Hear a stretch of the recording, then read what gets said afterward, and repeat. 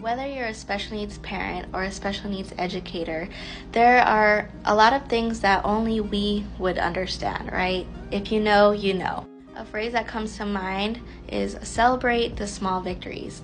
Sometimes it's easier said than done, but it's true. You should always celebrate the small wins. And in fact, that's one of the blessings that I've found in being a mom of a special needs child. Celebrating the small victories is actually something I learned in my experience of being a life coach working with adults with developmental disabilities. During my time working as a life coach, I was very blessed to have worked with a company that really embodied their mission statement, they embodied their values. So as I reflect on my time and my perspective from working in a position that serves those with special needs to now being a mom of a child with special needs, I have realized it is also important to celebrate the small victories for yourself, whether you are a parent, a special needs educator, a life coach, whatever the role is, caregiver, celebrate the small victories that you've accomplished today. For me personally, I know that God is my foundation, right? And I know that He is for me and not against me. So in my life, it's God first and then it's me, right? So I should be the person that is my biggest supporter, my biggest cheerleader. Now, it is still a work in progress, but I am learning to get out of the mindset that someone should show me appreciation. Someone should cheer me on. And although it's nice to get recognition from strangers or from people in your life, loved ones, family members, friends, it should not be dependent. Like your joy and what you do should not be dependent on that. And side note, if you are a friend, a family member, if you see someone who is caring for a special needs child, a teacher, make sure that you tell them that they're doing a good job. Not that you have to, but you wouldn't believe how much of a big difference it would make in their life. But even if you don't get that, if you don't get that acknowledgement from other people, it is okay. It is okay. It is important that you give yourself that recognition because you know what you go through. No one else knows what you go through. You do. You know how hard it is. You know your difficult days. You know what you've overcome. You know it. And so since you know it, you are the most valid person to cheer you on. You are the person who should be cheering you on.